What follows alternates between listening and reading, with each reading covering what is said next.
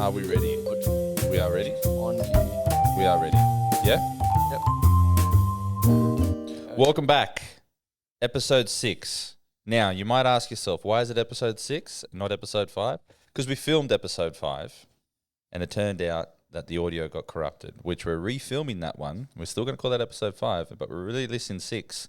But that's not 5. This is 6. That's why we're calling it episode 6, and my eyes have gone cross-eyed. We're in the future. Was that a good explanation? That was good. Okay, cool. But we have a special guest, Theo. Theo Vandermeer from South Africa. We've decided we're going to do this accent throughout the whole interview. No? No. Okay. You gave me the look. We can't do this. No. So, welcome, Theo. Thank you. Thanks for having me on episode 6. Episode Pleased 6. to be here. Yeah, mate. We get a massive 200 views per episode. You're going to be famous amongst those people. Oh, I'm looking forward to this one. I even combed my hair this morning. So Yeah, all gelled up. No, There just we go. combed. Okay, I Move gelled the up. mic closer if you want. Pardon? Move the mic closer to your face. There we go. There we Yeah, go. better. Deep There we Deep go. voice. There we go. Yeah, we got a camera on Dale too, so he can switch back to himself. Last time I asked Dale something. First time we got the camera, I was like, "Hey Dale, say introduce yourself," and he switched the camera to himself, and he was like, he couldn't say anything. So we're gonna have another little crack at that. Rabbit Dale, spotlight. how are you? Don't do this. You think this is just an interview about Theo? We're going to do it on you too, mate. I'm good. He dragged me here. He told me to be here this time, so I'm here. I didn't tell you to be here. I did coordinate with you. I said, can we do it this time? Calls. Yeah, well, you have the notifications turned off before it's only 8:30. No, but for 8:30, you're on like silent mode. Yeah. Anyway, I don't think that's necessarily a bad thing. Anyway, all right, about you, Theo. You are the man of the hour. Yes. So, one of the reasons I wanted to get you on is you, out of all my mates who have sadly moved away to Perth, which we'll get to, Sorry. but no, it's a good opportunity for you to go down there, and it's amazing down that neck of the woods. But one of the reasons I wanted to get you on, you're one of the very few mates that I can talk politics, money, investment, culture, history, religion, everything. We talk about absolutely anything and everything, right? So let me ask you about this. When it comes to conversation just in general, why do you think you and I can like delve into all those topics without getting... We don't necessarily agree on everything, but why can you and I do that? Do you have that with anyone else where you can just talk about anything and everything without turning into a blue? Yeah, it's a very interesting dynamic to look into. But yeah, I think it just comes down to personality a bit, whether you're into everything and like to explore things, and where that sits with a person to person. Yeah. Yeah, I mean the mates that you can do that with is sort of few and far between, especially these days. I think everyone kind of thinks their opinion is the way instead of exploring opinions. Yeah. Opinions are offensive. Yeah, exactly. And it's hard to go past that type thing. So can I ask you, how did we get to a stage in society where just speaking facts or even exploring facts or ideas has got to the point where it is offensive? It's offensive to talk about certain topics. So how did we get here? Well, I think the short answer would be we probably in the throes of a worldwide culture war. And, how's the saying go, to when you hammer every problem's a nail that you got to whack type thing. Yeah. And that instead of exploring opinions and topics and stuff, people just form opinions and side with the side that appeals to them the most, and majority is right, so to speak. Yeah, the idea that like we get an understanding about truth or fact via consensus, that's a dangerous idea, right? Like, Yeah, it's a convenience, I guess. in what way? What do you mean? it's a convenience of not exploring a topic thoughtfully and objectively and thoroughly, whereas it just appeals to your thought process. There's a lot of other people that have the same conclusion, maybe without even exploring the thought process. And if there's that many people that agree with me, then of course it's right, and I can leave it at that. Yeah, because it builds a nice little echo chamber, a little bubble, a little safe bubble. Oh yeah, a safe space. There you go. It builds a safe space where you don't have to get tested with your ideas, right? Why do we believe what we believe? Like I mentioned before, the idea about truth and understanding via consensus. Like if everyone believes it, it's got to be true, right? Yeah. And so if society accepts it, it's got to be right. But it's like that type of ideology, that type of way of thinking is the thinking that the Nazis had. Yeah. They got him by a majority. They exterminated 6 million people, right? Jews, Christians, Orthodox. Actually, there's a lot of millions of Jews died, right? But actually, there was a lot of like gypsies, homosexuals, Christians. A lot of people died. He chucked all his political opponents, right? But he was doing this via consensus. That was the majority rule. Was that right? Was that a good thing? Like people go, no way. So, but like we live in a society now where people operate in that same way. Like, oh, everyone knows this. You know, you should agree. Everyone's on board.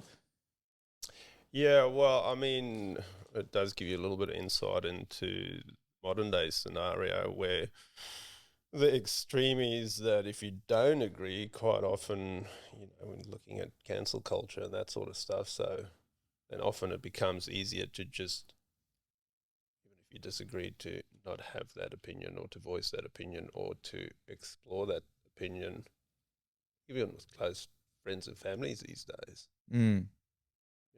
It's a gnarly little topic. That whole Anyway, cancel let's culture. go deep fast, eh? Pardon? It's got deep. It was always going to be, man. Like, when is it when you and I actually talk about things that aren't deep? So we're going to start with like barbecuing and that sort of stuff. Well, mate, there is no one that can do a fish braai. See, braai is I don't know, was Afrikaans for barbecue? Is that basically it? Yeah. So a fish braai. No one cooks fish like you.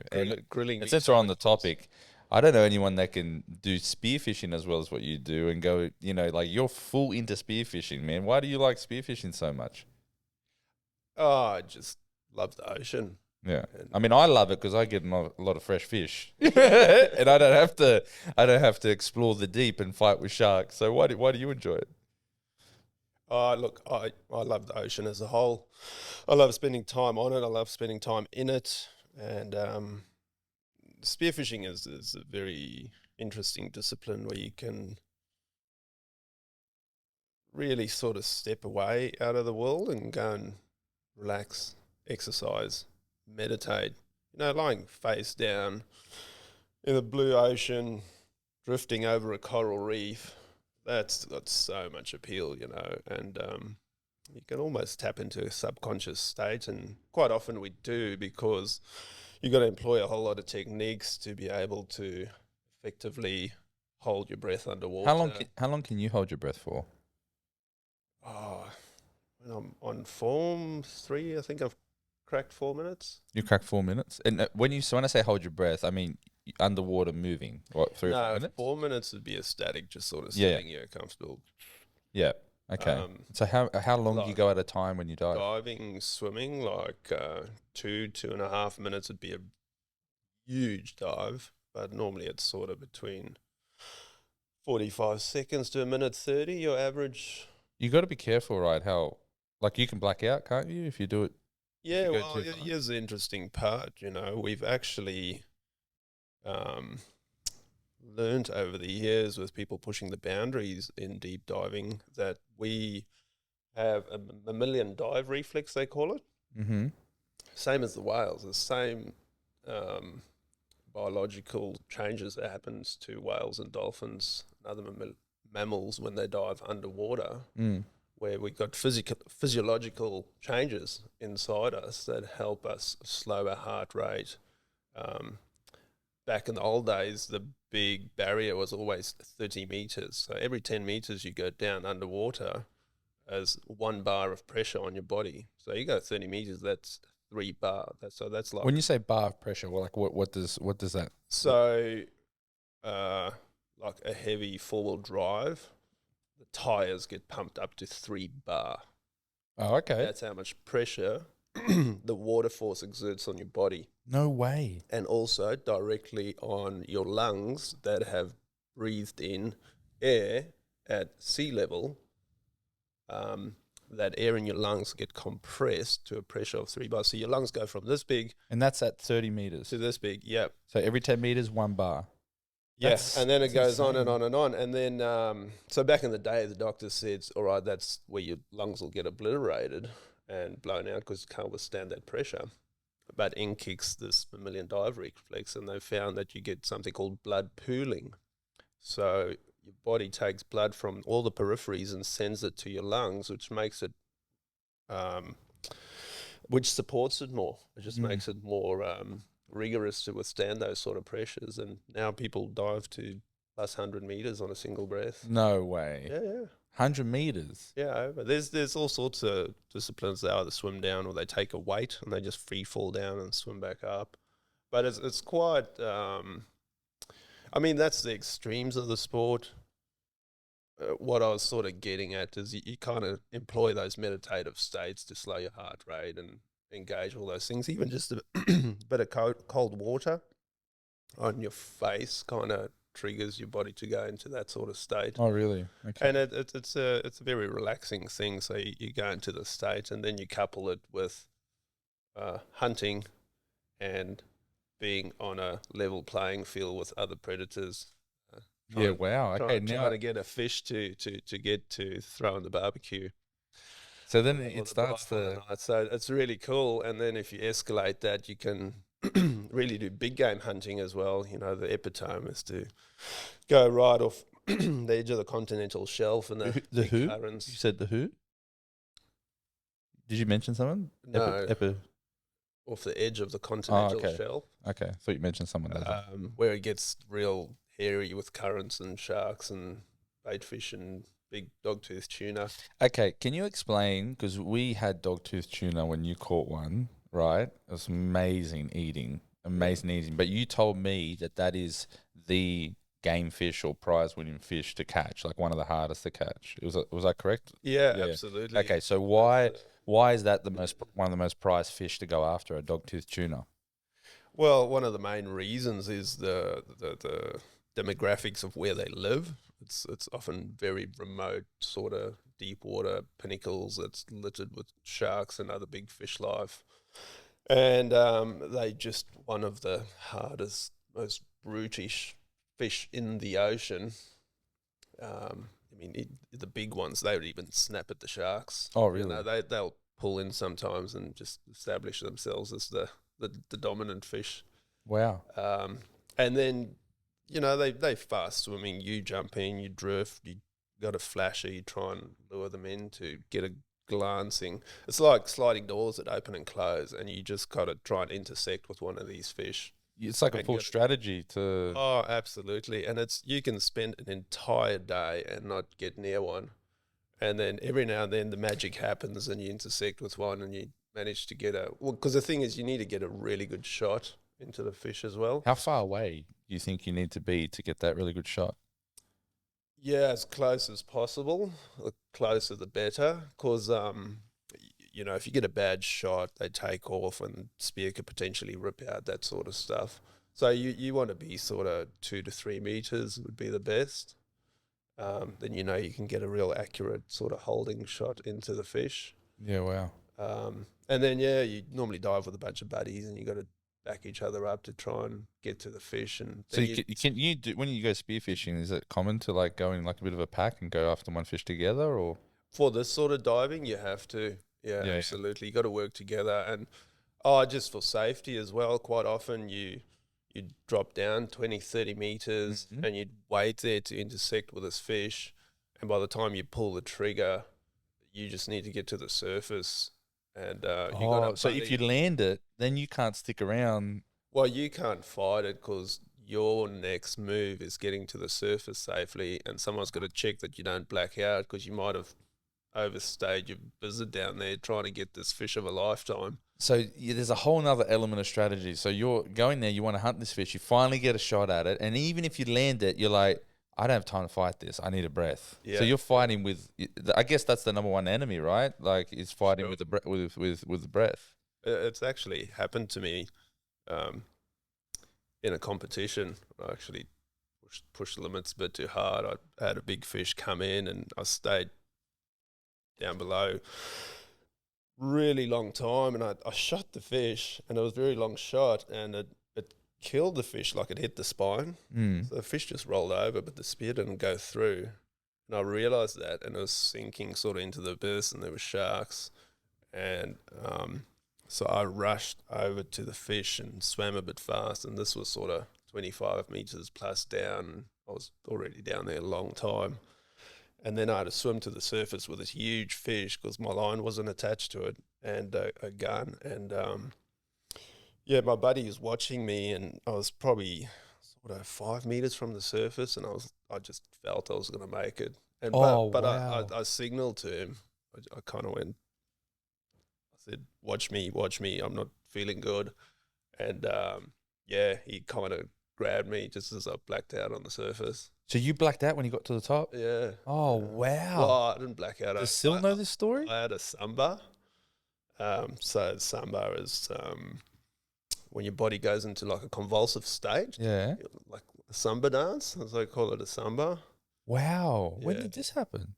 Oh, years ago. It was a bit silly, but sometimes that really drives home the necessity of having good mates watch you when you do this sort of stuff. And Yeah. pushing the limits too far type thing. That's a whole nother level of craziness, man. So that was a close encounter with. Yeah. It's like, yeah. would you consider that a near death experience? No. No. That's like just fainting. Yeah. Wow. It's nowhere near dying at that point. The issue is if you faint in water. Yeah. Okay. You know Yeah, what I you mean? drown. Because normally you face down. If you got a weight belt, you start sinking, so forth. So the thing is normally ditch your weight belt, have a buddy there to can put you upside down, and look, we train for that sort of stuff all the time. When you do big wave surfing, spearfishing, all these sort of things, you do training to kind of help with that sort of stuff. Even at the clubs and stuff, we'll get first aid training and talk about that sort of stuff. Like the sport's become very popular, and there's a lot of guys that sort of train people how to do it.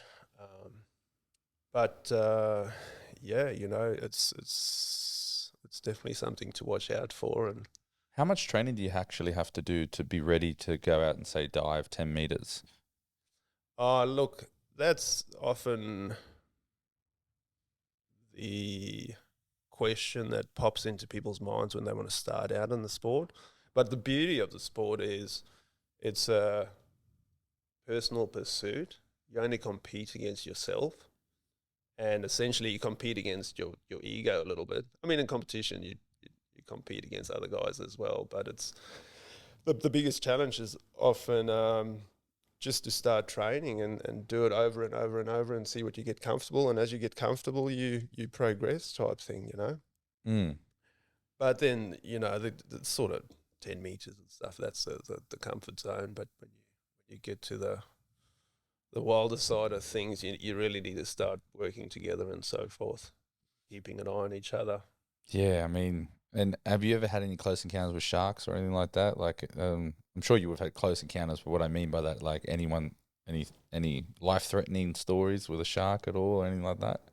Oh, yeah, the as I said, when you do this sort of spearfishing and diving, it's very often a sort of cat and mouse game with shark and so forth. Most of the time, they're just interested in your fish, and because you always think of blood in the water activates them, but it's more sort of vibration when you spear a fish and they start flicking around.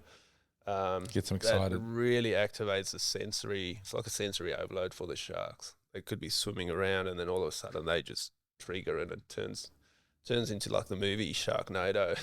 Yeah, wow. Yeah. And then it's just where you place yourself and all that. Often it comes down to just trying to assert yourself as the dominant species in that domain. But I mean, Yeah, I do it out in the boat. I assert my dominance in the boat. That's Yeah. what. Yeah, I won't go in. I won't go in the water. Dale, would you do it? No way. You wouldn't go spearfishing? One, I Yeah. can't hold my breath that long, and two, I'd poo myself before I get down there. I don't like deep blue black water. It scares me so much. You know what? I'm the same. Going out swimming, even when we went to Greece this year, we went and swam out to the ocean, maybe, go about 100 meters out, and it starts to get really, really dark, and it's like, I don't like that feeling of not knowing what's underneath. So, yeah, it's like that. How they say that the best way to deal with any sort of anxieties and stuff is controlled voluntary exposure. It's why ice baths and all these things are so popular these days. It's sort of triggering that fight and flight response within yourself and then doing the work to get through it type thing. And again, freediving's very similar. You might dive down and hold your breath, and then you get that urge to breathe. And I mean, the survival urge that portrays in your body physiological is so strong. We can't go with air for very long. And it is innately and inherently strong in us. But the reality is, as we do it, we understand more and more the physics behind it and what happens in your body. So the first time you get that urge to breathe, and you can even start getting contractions, your stomach sort of convulses, your diaphragm going, I need to suck air into my lungs now. The timing of when you really need to breathe is often at least twice as long. really? Yeah. But then it comes down to conditioning and calming your mind, which is the biggest organ in the body, and it uses the most, up to 60% of your oxygen needs. Yeah, So wow. an overactive mind just chews through that oxygen like No anything. way. So your body's kind of telling you, I need to breathe right now, otherwise I'm going to die. And your brain is thinking it and just sending signals into your body going, get to the surface, breathe. And you've got to go, now calm down, mind. I know that I don't need to breathe. And it's just sort of That's insane. pushing The that power of the mind. The power well, of the you, mind you do get that. to know yourself pretty good. But then, the ego comes into play again when you become good. You go, I can go even longer.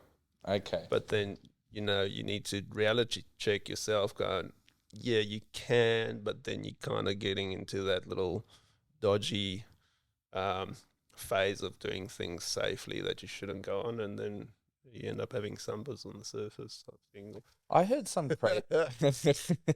I heard some crazy thing that Don't tell my wife. I heard a crazy thing that chess players burn like thousands of calories when they're playing a game of chess. Like they burn something ridiculous. Yeah. Yeah. Actually, have you got your phone there, Dale? I do. All right, since you're like you're Jamie, Joe Rogan's Jamie, like that's what we're making you here. Can we fact check that? Well, that makes a lot of sense because you'd How many be calories you burn? in chess, you just racking your brain Exactly. to try and play ahead You're in the trying game to keep memory and of- optimize as many moves ahead, How many calories does a professional chess player burn? and trying to think what the other guy's thinking at the same time. Yeah, no, it makes sense.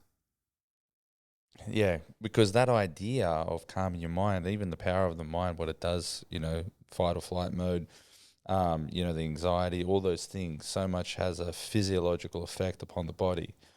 Yeah, it's What is huge. it? What does it say? This is a multi-day tournament. Intense. A chess grandmaster could burn up to 6,000 calories a day. That's insane. Just sitting there. 6,000. Just sitting there.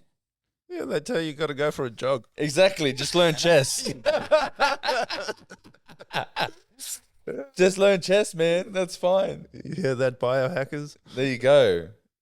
There you go. Just think a lot. Wow. That's crazy. Multiple days as well. That's insane. They got to keep their caloric intake up. Man, look, I think that the brain is a phenomenal organ obviously they keep saying we only know limited amounts about and the effects it does have on the body.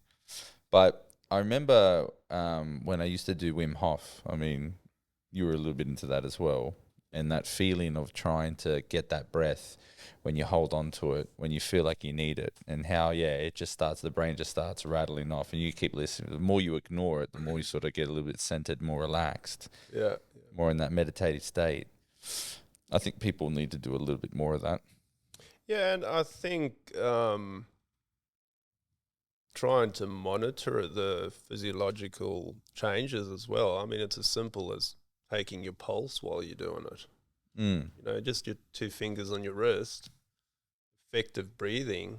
You can change your heart rate a range of 20 beats per minute. You can go from a 72 to a 52 or something. What is your resting heartbeat? It's normally sort of between 50 to 60. Yeah, wow.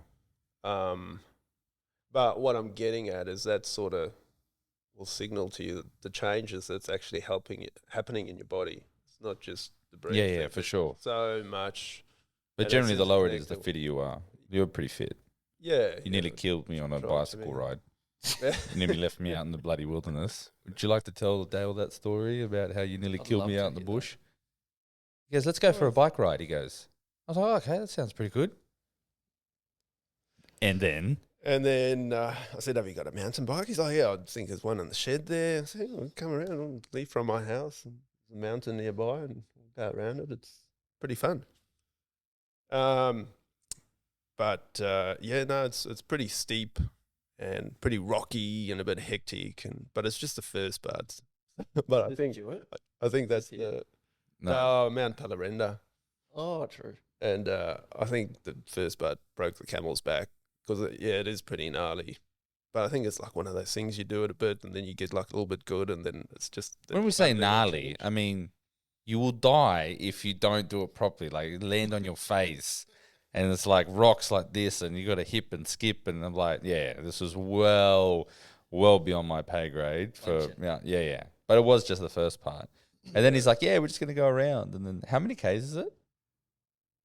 About 12 Ks.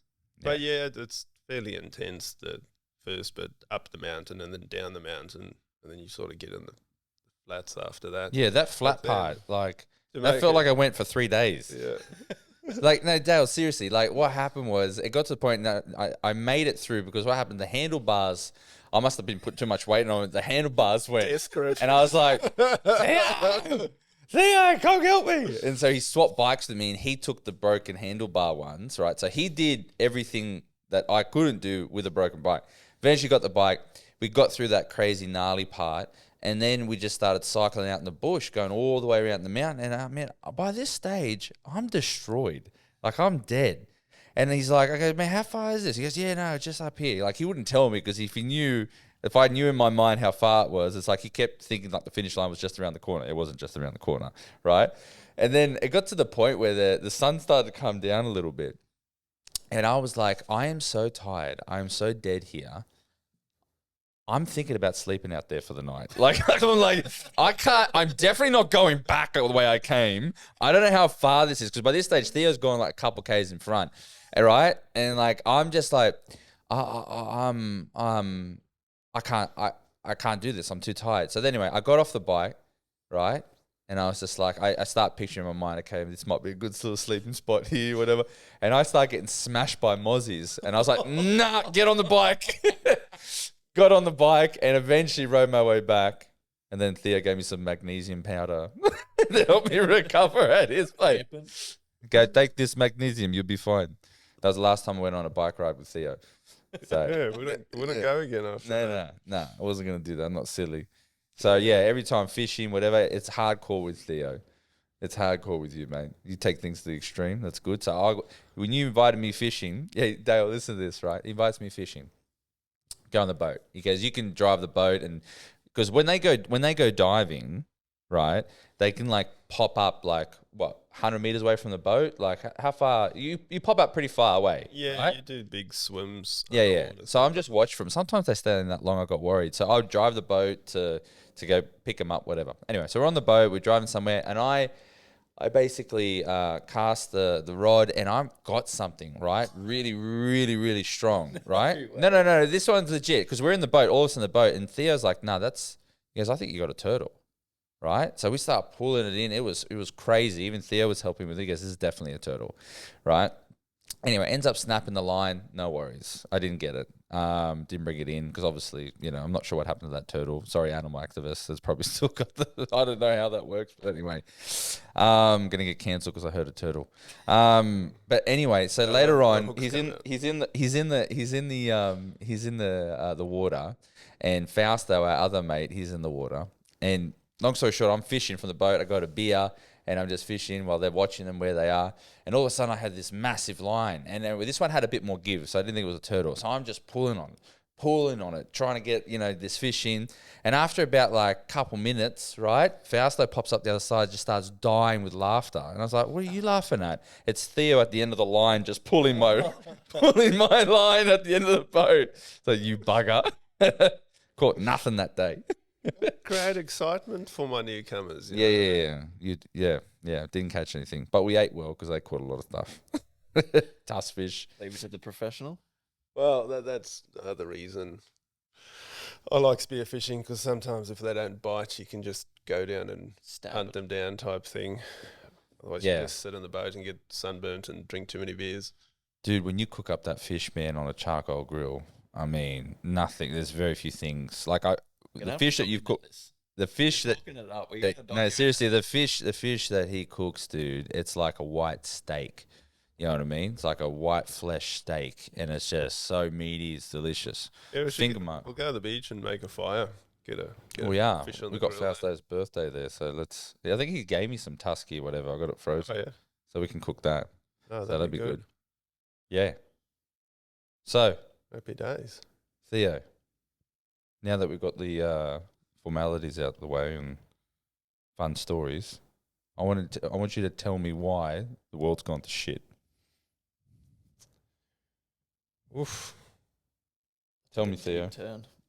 Tell me. How do you see? Okay, here's something, right? We both read this book, Dale. It's called. It's a good book. I can't even remember what it's called. The Fourth Turning. Fourth Turning. Right? Now, I'm not sure if you heard it in the other interviews. A few people have brought up this thing. It's this like 80-year cycle. Oh, yeah. And the premise, actually, it's almost like a little bit based on biblical thinking anyway, but it was like strong people create good times create weak people create bad times create good people, and or strong people. So there's this cycle that goes through every 80 years, was it? Was it every 80 years? Yeah, they call it the saculum, the length of a long human life, sort of 80 to 100 years. Yeah. Based on that inherent human nature of how we become strong through hard times and soft and secular through easy times, and how the cycle just repeats itself every 80 to 100 years. Yeah, so it was a crazy book because I think it was written in the late 90s or early 90s. Yep. And they were saying we're heading into this fourth turning, which is this destruction phase, right? And they wrote something in in the 90s, like it could begin with like a terrorist attack with going into a building, they wrote all this crazy stuff that actually ended up happening in the noughties and all the way through the 10s, and now we're in the 20s. So like it was really, really interesting book. And apparently this fourth, and then like a 20-year, 25-year cycle, whenever it happens, it's going to finish or culminate, between 2025 and 2027. Yep. Now, so if we look at even the last 3 years with COVID and all these things, like these things are unprecedented, crazy times, right? And it, generally it ends with like a war. Absolutely. Yeah. And now an exhaustive war. Because I mean, just backtrack a little bit. The book explores these cycles back for about 600 years, and how they very convincingly pinpoint world events through the last 600 years, say, that sort of supports this theory, and the last culmination was World War II. But right back to, the French revolutions and the culture wars that precedes it and so forth. But Yeah, and then they say the growth phase, the second and the first and the second turning is how good or how bad it is depends on the amount of destruction that gets perpetuated in the fourth turning. How destructive the world war is, how destructive that culture war is, and where that pendulum swings back to and where you end up. Yeah, it's pretty crazy because like the bottom line is massive culture war in the last 20 years, Yeah. right? Huge. There's been an attack on the way we do things in terms of Western thinking, Christian Judeo type ethics, values, the idea of that culture war now, really being targeted towards the kids, right? With all the different ideologies, postmodern type thinking. And now we're looking at, right now, we've got like two major wars going on, Ukraine, Russia, and then we've got this Israel-Palestinian conflict, which has the potential to really blow up, right? It has the potential to really blow up. Like Turkey has the military capabilities to take out Israel. Not Hezbollah, they're bad, and Palestine doing massive, but they don't have like the power, military might to take out Israel. But Turkey does, right? Iran, I don't think would move anyway. They do a lot of terror funding, right? Bottom line is that it's almost like this wants to start like a holy war type scenario and wipe out Israel. But then you got the idea that America's going to protect Israel, and then if America steps in, then what does that say about Russia with Iran? And then what is China going to do? So this has the ingredients to turn into some type of world war. But the question is, like, this time we got nukes. So do you remember what like they would say about what they said in the book about like another world war? Like, can we even do a World War III? Yeah, absolutely. And we due for one. But yeah, again, I think it comes down to how extensive that war is and how damaging. I think if we just backtrack a little bit as well. Sorry, I can't see you with that mic. It's like blocking you. If you can bring it down like that, there we go. I want to see your face. It was kind of irritating me. You should have told me ages ago because I'm. No, because I'm like, I can't even see you. Yeah, there we are. I can look at that beautiful face. I'd like to. Podcasting noob. There we go. That's perfect now. Oh, that feels better. Yeah. It's like this. Doesn't feel like I want to do an interview. Hello. Thank you for having me. All right. So what we're saying, when's World War III going to happen, Theo? Yeah, I mean, just sort of tracking it back to the culture wars and that a little bit, I think one of the big differences is the far-reaching effects of the internet and social media and so forth. And I mean, prior to that was the printing press, and the reaches you could have with transistor radio and the printing press and sort of get traction for your thought processes or whatever ideology it is you're trying to portray on people. And these days it is just instant, and people are bombarded with it, and you could just see how easy it is to sway sentiment. And I mean, it probably ties in with reasoning for why Elon Musk bought Twitter or X to try and not moderate that and create, essentially a free market of sharing of ideologies type thing. It's so important that he did that because, like, what they did in the lead up to the 2020 election, right? All the major social media and telecommunications networks, it's all come out now through those Twitter X files that basically the American government was incentivizing financially, paying these companies to regulate this content, and they were working together to censor political speech and influence elections. So, like, when we talk about election meddling and all those different things, depends how you define it, right? But it happens every cycle. What was the Cambridge Analytica in 2016? Yeah, with Facebook and how they got employed to sway elections and so forth. Well, I guess the bottom line is, though, is this this idea about Twitter and X being a free market of ideas, right, and the new town square, right, he's going to flourish because, yeah, there's some crazy stuff on Twitter now, let's admit, right? It kind of feels like when the internet first came out. Like there's anything and everything, right?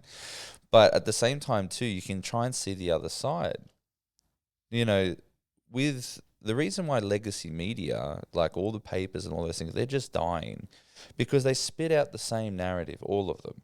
They support the status quo, the whole industrial military complex. They're just, all the propaganda. So people are just rejecting that, and they went online to alternative media. And originally, these social media companies were a source for that, people to share ideas. Now they're clamped down on it. The only one left is Twitter or X, right? Yeah. The only one left is this company that's actually going to allow people to spread ideas. Because the idea of who can regulate what's information, disinformation, misinformation, and then governments are all just during COVID, they're like setting up ministries for truth, like full George Orwell type stuff. Yeah. I mean, it's not an accident. They're moving towards that idea. They want to clamp down on people's critical thinking. Yeah, I mean, it's an interesting thing, because often the problem that often happens is the counter arguments to all that one should sort of never limit what information people are exposed to, and people should be left to make their own decision type thing.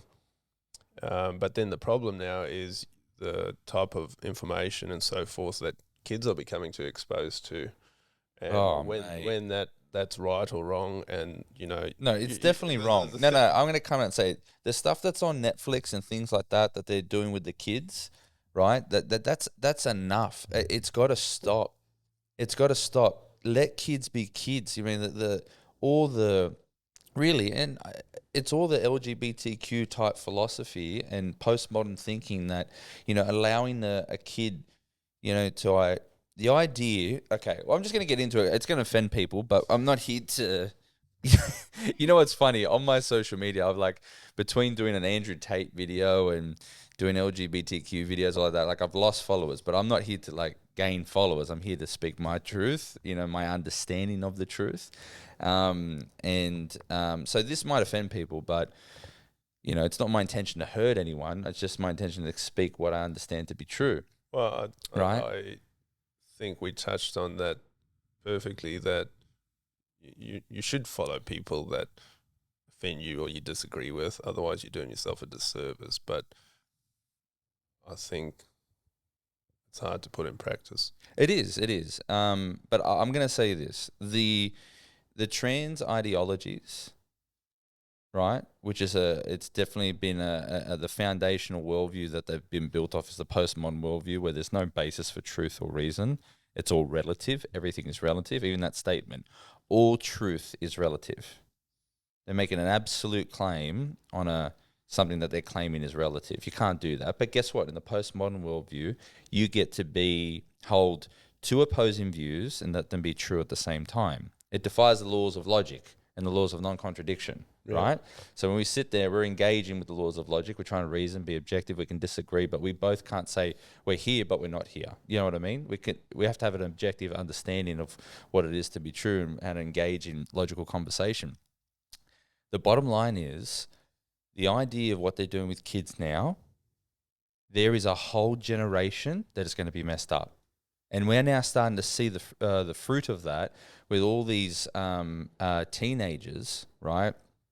Young adults coming into their 20s who did hormone replacement therapy or sex change operations, having massive health problems, their bones, their joints, autoimmune problems. Even the kids that had, sex change operations, which they're having issues with their genitals closing up, like the actual gap is closing up, so they have to constantly open it up. It's painful and all these things. It's horrible. Yep. Now, all this happened because they were allowed to make a life-changing choice at such a young age. You can't get a tattoo before you're 18. It's a life-changing choice. You got it forever, right? You can't do that before 18. But you literally can stop your body going into puberty because you identify with something. Like, it's now madness. And I think people have had enough. I really do. I believe that now. Like, people have had enough. No matter which side of the aisle you stand on, the moment they start going after kids and trying to indoctrinate the kids with this type of things, like, people don't understand where the ideology can lead. Let me give you an example. Like, what about age? What about age? Yeah. Like, if gender is a societal construct and it's nothing to do with biology, I understand the arguments. You've got sex, biological, concrete, which they're in questioning now. Then you've got gender, a societal construct that should be, shouldn't be able to define. Then you've got gender identity. You've got all these different things, which are human conventions, therefore not rooted in fact. What about age? What if you're an old man wanting to identify as a young person because you feel young at heart and you want to date a kid underage? Yeah. Or what if a 12-year-old wants to identify as adult and get a tattoo? Like, it's madness. Where do we draw those lines? It's And madness. what's socially acceptable? Yeah, I think a lot of the time, a lot of the stuff gets portrayed, and a lot of people just don't want to go there. Don't want to. I had a friend of mine explain to me about transgender ideology, right? Yeah. And after the whole speech and getting it done, I asked, "What about transracialism?" Like, can if gender is a human convention, race surely must be a human convention as well. Can I be black? Well, she goes, no. I said, why? She goes, because you're not black, you're white.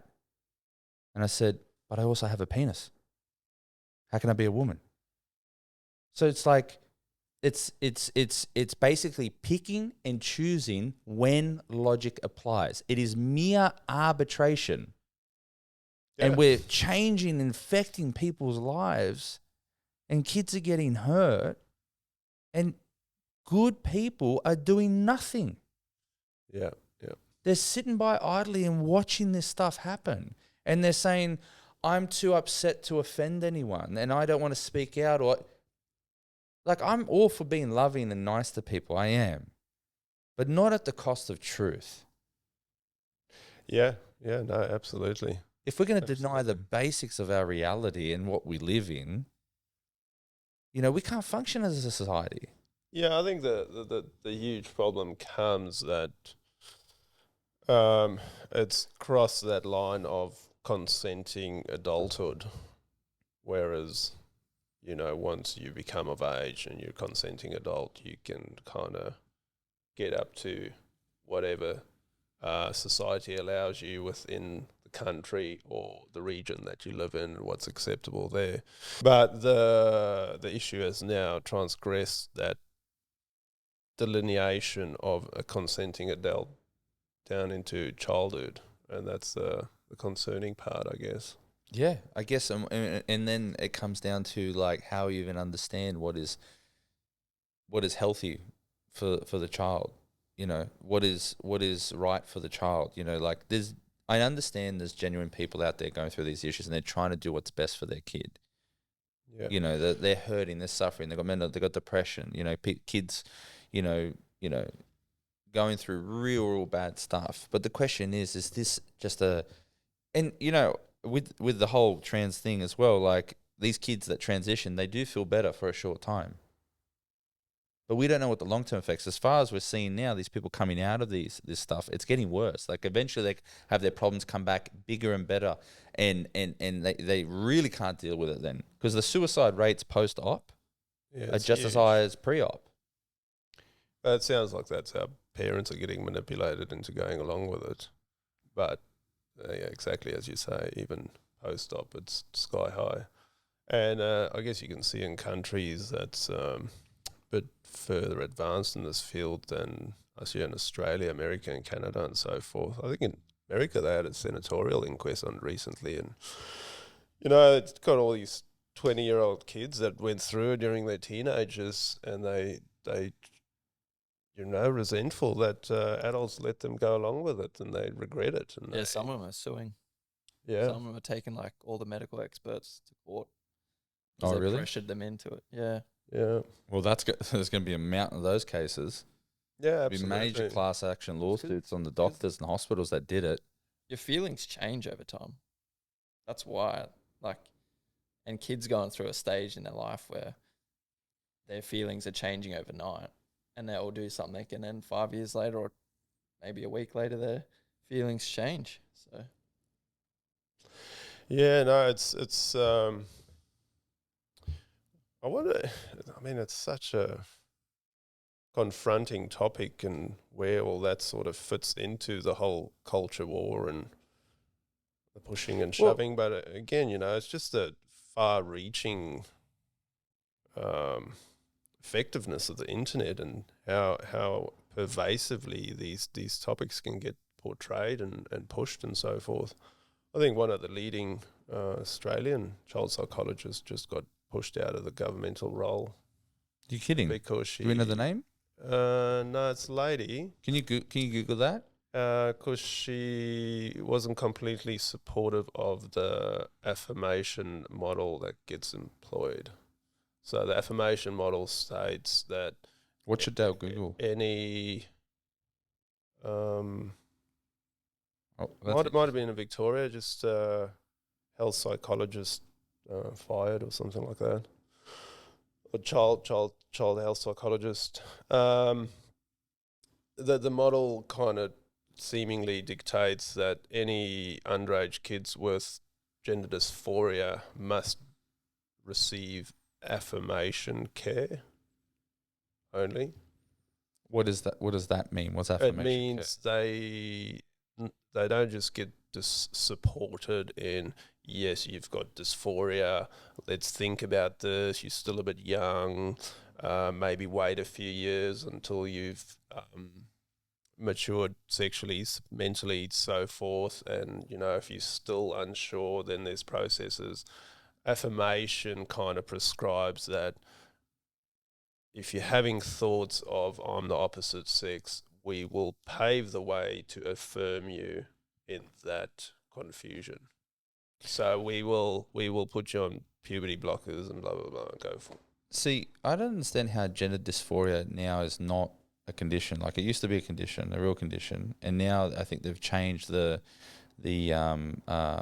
spectrum in terms of how that then gets treated. Like, that's now not considered an issue, obviously, because it goes against this societal thinking. I think what they've done is it's not classed as a disability, but in place of that, they've employed this affirmation model, and the affirmation model only. And I think that's what got this lady pushed out, that she was sort of speaking out that the affirmation model is a one-size-fits-all approach, and it shouldn't be the case, especially amongst teenagers, where there's still so much more going on, and that potential irreversible damage can be done. You know what it is, right? So many times when we just think about general ideas that we think are good, right? We don't want to look at the long-term effects or where that ideology or where that line of thinking can take you. So even the idea of political correctness, the moment you start censoring speech, even if it's Kill comedy. speech, yeah, you kill comedy, right? Well, that's a good indicator before tyranny ensues, where comedians start getting thrown in jails. But the bottom line is that political correctness is a great way to set up censorship, which leads to tyrannical governments, right? Now, people endorse this political correctness, but where it leads to is you can't speak truth, and then get censorship and what have you, right? The trans ideology, right? It leads to terrible things where it's only a matter of time before the whole trans ageism thing starts. It's going to start. And that's why they're trying to rename pedophiles as minor attracted persons, MAPS. Have you heard about that? Yeah. Right? It's coming. Yeah. Right? Like, I read an article. I just brought it up just to make sure that I didn't imagine this. There's an article on Fox News, and it's on other articles too, whatever, but from transgender to transabled. Now people are choosing to identify as handicapped and getting legs cut off. I added that part, right? But that's what I saw. There's people out there trying to get limbs removed so that they can be identified as handicapped, get benefits, and you look at that and it's like, that's crazy. Why would people do that? We're cutting off genitals. What's wrong with doing a leg? Yeah, man. I know it's wild. You know, it's just it does my head in. Like growing up in Africa, and then in a very advanced, moving to a very advanced Western country, and the disparity of problems. Like, one of my best mates, he's just doing an overland trip in Africa at the moment, and you don't really have any of these problems there. Because you grew up full farm safari boy, But yeah, right? do you know what he says to me? He's like, "Man, I didn't realize how poor people are over here." And he said, "But you know what? They're all happy. They're having great lives. They don't know they're poor." And it's the true state of subsistence living, subsistence farming, basic school if it's there. People are just living their lives, what's in front of them. You hear those stories that people go to Vietnam or different places in Asia and how they, there's definitely like a different culture. They love, very respectful, nice, even with the things. They don't have abundance. They have absolute scarcity. And yet we have abundance and we're unhappy. Yeah. Yeah. Cutting our legs off to be disabled. I know, right? Yeah. Well, no, it's interesting dynamics. And I mean, geez, completely wrap your head around it. It's consuming, But then I guess the confronting part comes when you become a parent yourself and you got to start navigating all those things when you've got kids. You got skin in the game, like living in a modern Western country and so forth. And, your threat doesn't come from whether the crops are not going to fail this year type thing, but they I guess wherever you are in that dynamic, what you perceived at that time and how you're going to navigate that. And again, tying it back into this Fourth Turning book. I was just about to go there. Abundance creates this way of thinking, right? Well, Abundance, if you got a full belly, you start thinking about things you don't need to think about, right? But you got an empty belly. Yeah. 100%. Hey, I'm not worried about climate change if I'm hungry. Absolutely. You know what I mean? I'm not worried about all these different things if I can't put food on the table. Yeah. And guess what? Those economic times, they're coming. Yeah. High prices, expensive food. You worry about your ideology then and propagate that ideology when people are actually struggling to put food on the table. Yeah. No, it's so true. It's so true. No, it's We're gonna go back to your hometown in South Africa. Look, I keep telling people, I know there's a lot of problems and it's dangerous in some areas, but Where did you grow up? one of the best value for money holidays you can have is over there. Where did you grow up in Joburg? No, Eastern Cape. Eastern Cape. Cape St. Francis, Jeffreys Bay area. And you were a full farm boy, right? Yeah, well, we You grew up rode hyenas and all those things, right? No? Yeah, but my dad had a pretty bad accident and then he lost his leg, so he stopped farming. Oh, man, how did halfway that through. How did that happen? He got overhead power lines, shifting irrigation pipes in a wet field, and kind of burst a big overhead power line, and I got electrocuted, and burnt his right foot where it earthed. Beyond saving, they had to amputate it. Yeah, wow. Yeah, That's crazy. yeah. No, he's a tough old bugger. Done well. Wow, so then what? How old were you when that happened? I was about 9, 10, probably the same age as my boy right now. Yeah. That would have been pretty confronting.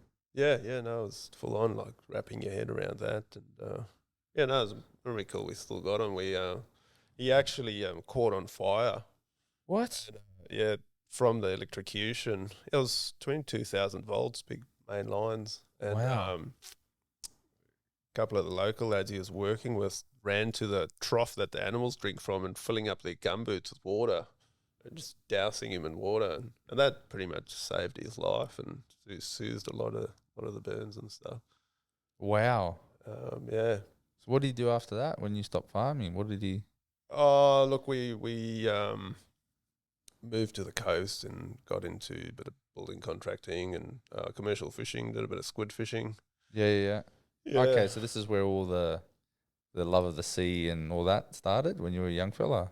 Yeah, but I don't know. I think I had a built into me a bit. My grandfather, he loved the ocean as well and fishing, but he farmed in the centre of South Africa in the Free State there, and he hard worker, ran cattle and anyway farmed there. But in his holidays, he loves to go game fishing, and he used to have this big rod and reel set up, and he'd practice for his game fishing trip.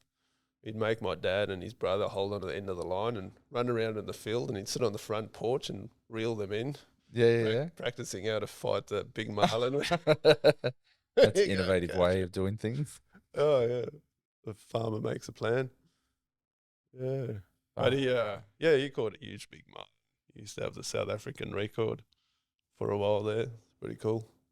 When did you move to Australia? Just after high school in 2000. We moved to New Zealand first. We had family over there, my dad's brother and that. Moved over there for a while. And did you like New Zealand? Love it. I haven't been there. Dale, have you been to New Zealand? It's great holiday. I want to go there. You want to go to New Zealand? Working and living, it's better in Australia though, and because I surf a lot, I always wanted to come to Australia. Yeah. There's no surf in New Zealand. There is, but Yeah. you can't just surf around Australia. It's Epic. epic. Okay. Yeah, it is amazing. So I used to live in Margaret River for quite a while there, and it's world-class surfing. Phenomenal. It is world class. Like, 100%. yeah. Wow. It's during winter, you just got non-stop cold fronts hitting this double peninsula piece of coastline, and it's incredible. Yeah. Yeah. Wow. And then you went and lived your life on the sea, became a ship's captain. That's it. Yeah. Uh-huh.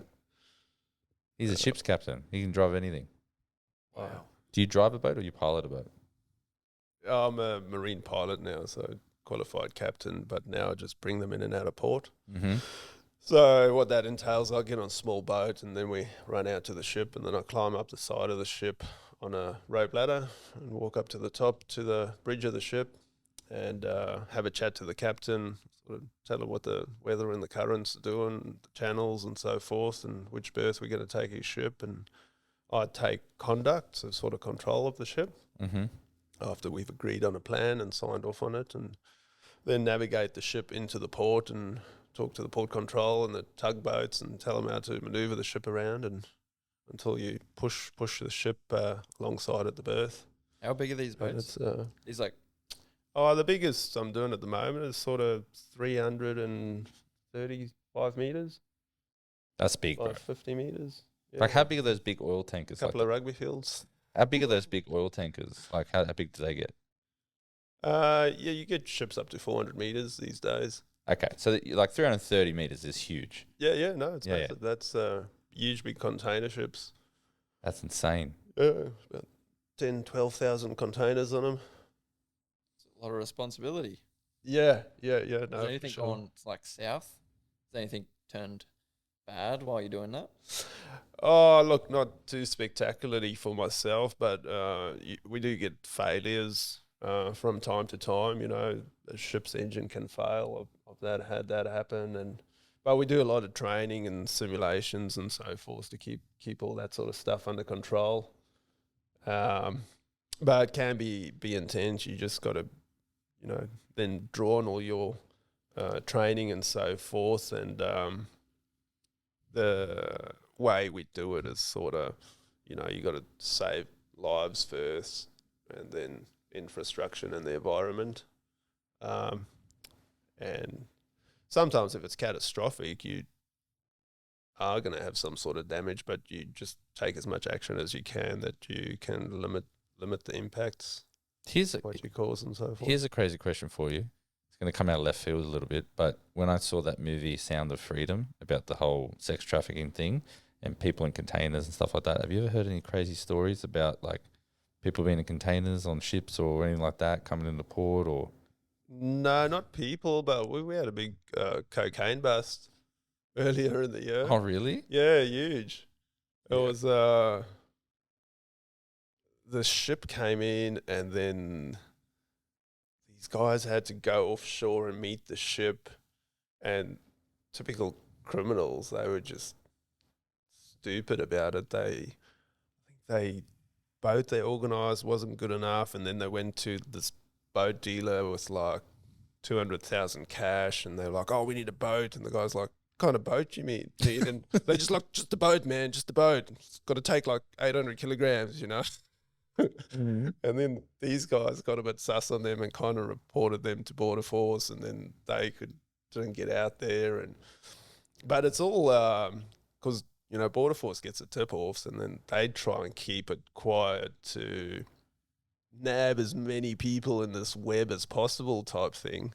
But then one of our guys is the first guy actually on the ship, so the ship ended coming in. They couldn't make their drop, type thing. But they still had all this stuff on board. And, the pilot navigated it in, and then they get to the berth, and there's just, cop cars and Border Force and stuff everywhere. Sick. And then they did a big search of the ship, and they couldn't find it. And they're like, no, it's got to be here somewhere. And they actually got the Navy divers in. And so ships have got a lot of big ballast tanks and stuff to help balance it out when there's like cargo and stuff. And they had to send the divers into these tanks, and they eventually found it. They hid it in these tanks, and then they flooded the tanks. There was wow. like 800 or 900 kilos of coke. Wow. Yeah. That's nuts. So yeah, it does happen. That's crazy, man. The stories that they do with drugs. Yeah. The lengths that they have to get to. Yeah. Crazy. When they could just bring in cigarettes and make more money. Yeah. Cigarettes is like, what is it, $50 a packet now or something crazy in Australia? For those international viewers, we have a thing called, was it an excise tax? Is that what it's called? Yeah. So alcohol, cigarettes, what else is it? Something else. It goes up every 3 months, the price. Well, the vapes as well, do they? Yeah, I don't know what it is, but it's alcohol, cigarettes, something. And every 3 months the price goes up. Well, yeah. While the government preaches to you about health and looking after your body and making sure you get your shots, they're still selling cigarettes to you that knowingly give you cancer. Because you know why? Yeah, that's Because it has nothing to do with money, Theo. mafia they love level us. extortions. On The government cigarettes. loves us. Government loves us and wants to take care of us because, they want the best for us. That's what they've shown us the last 3 years. And while they keep selling cigarettes, we have to ban hateful content online, but cigarettes are okay. Yeah, absolutely. You know what? I think that's important. We need to regulate our sugar intake, but cigarettes are okay as long as they keep making money. No, as long as you pay the price. Exactly. As long as we get our It's cut. about that, We love your health. But it's We don't great- want you to get sick. It's pretty funny when you get like friends or family that smoke, especially young crew that are still partying, and they come over to Australia, travel, Yeah. and they want to go buy a packet of cigarettes because they're going out in the weekend or something. Yeah. And they need a mortgage. They need a mortgage. Yeah. Yeah, that's pretty funny. No, I like, you know what? Because I looked at that. That used to frustrate me a lot when I looked at the hypocrisy, I still don't know why they put fluoride in the water. Why does the government care so much about my teeth? Fluoride's good for you. I mean, it's 1950s science that no one's really looked back on 70 years ago. And, don't look at it. Keep using fluoride. It's great. Well, Makes your teeth white. funny Doesn't hurt thing you, though. about studies. I think it was on a Joe Rogan podcast the other day. They were discussing transitioning kids, minors, and there's literally not a single long-term study on the outcomes of giving teenagers puberty blockers. You're starting to sound like a bigot there, Theo. Oh yeah, sorry, mate. I mean, logic is offensive. Logic is offensive. When you speak it, I'm going to be offended when you say logical things. Why do we need long-term studies? We don't. Just one quick Google search.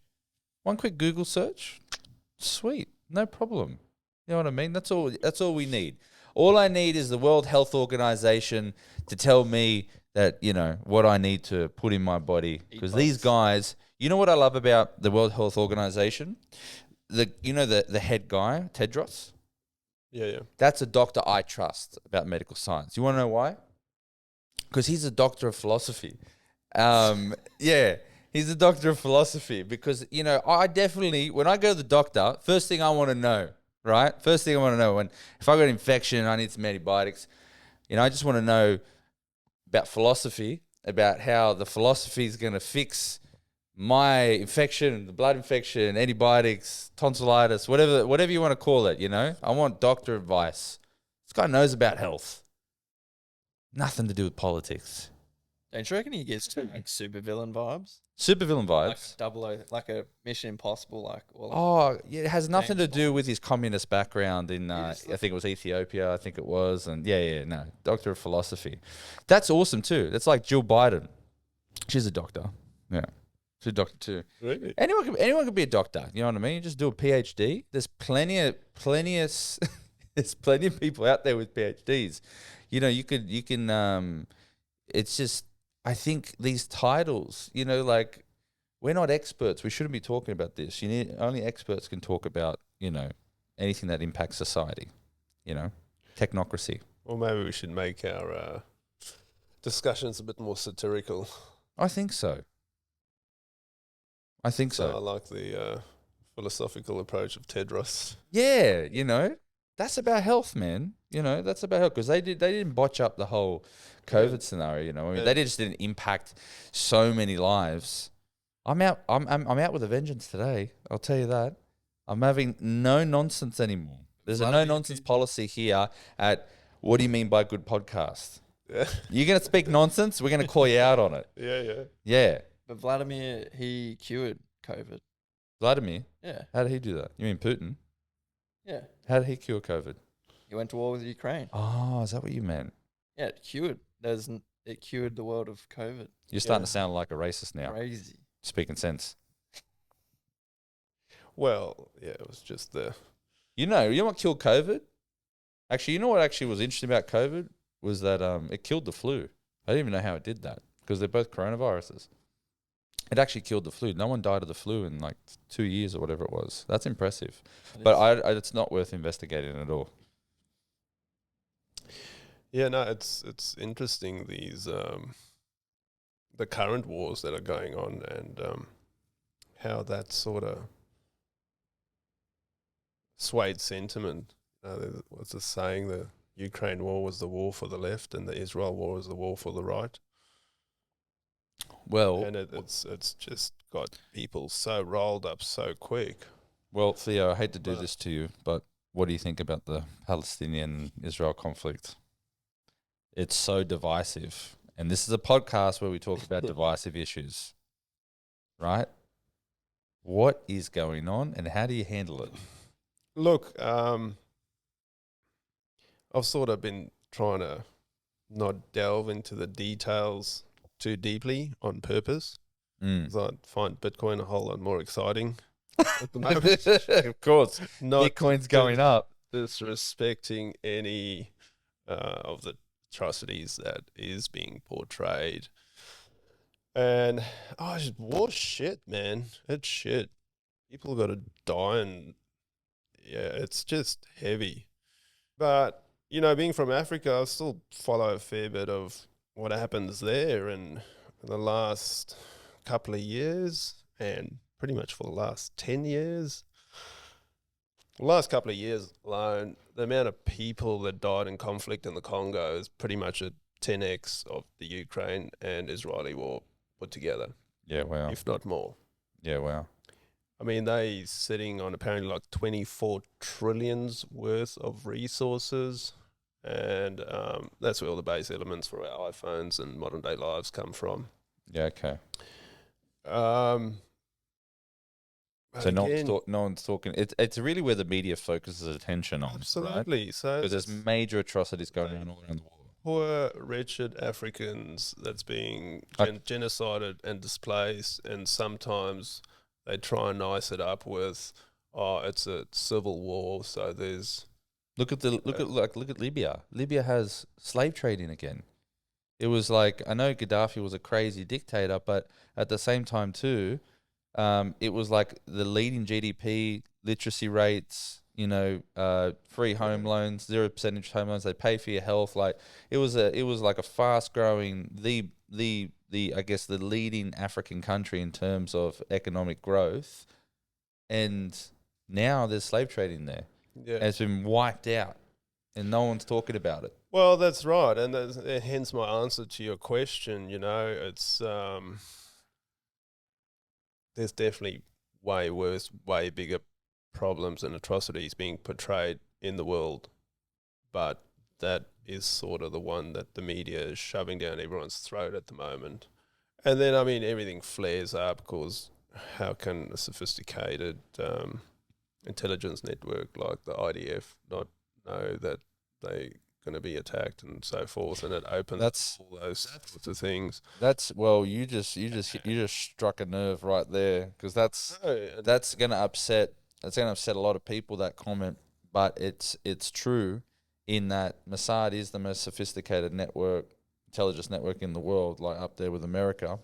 And the question is how did they not see this coming? Like, this is what they did, what Hamas did was, man, commit such atrocity, and there was significant planning, money, everything. How did they not see it coming?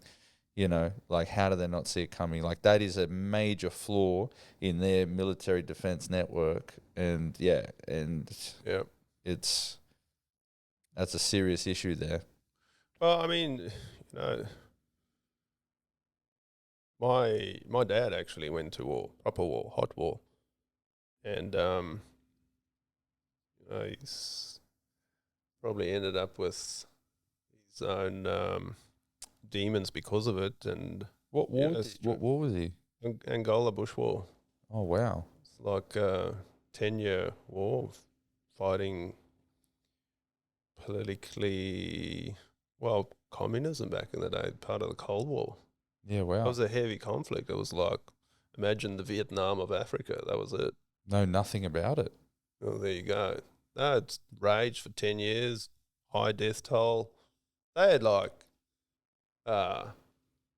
of fighters from Cuba. They had like Cubans flying fighter jets and this sort of stuff. Really? Yeah.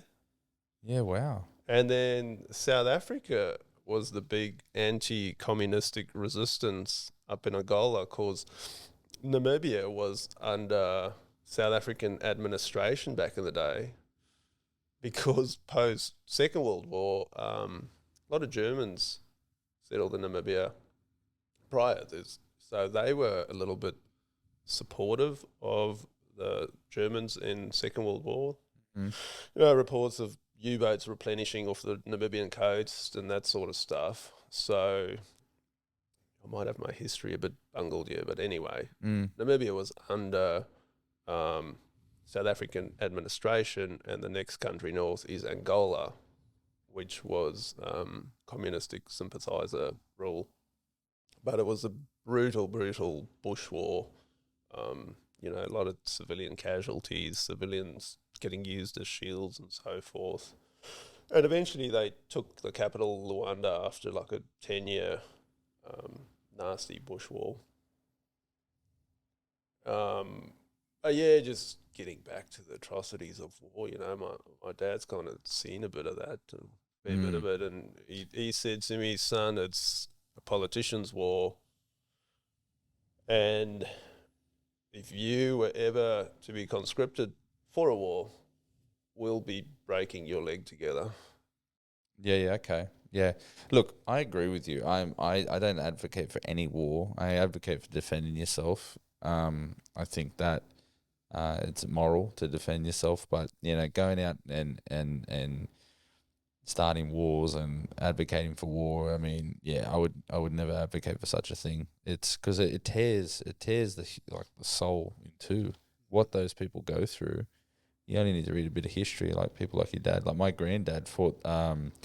They were doing basically guerrilla warfare with the Nazis when they came into to Greece. Yeah. He's got crazy stories. So, war destroys people, and anyone that advocate for it. That's why there's all this stuff where these politicians, it really is really motivated by politicians, by money and these things, and it's just, I think Well, and central banks. True. They They you know, they do a cr- they swan cr- dive straight down the. we're getting The into rabbit Bitcoin hole. now, aren't we? We're getting straight into money. Look, there is a great fact. There is a great fact, and you just can't get around it, right? The fractional reserve banking system allows for Hang on. What about wee break before we get into this? wee break. Yeah. Okay, done. No, we're gonna do a pee break. Okay.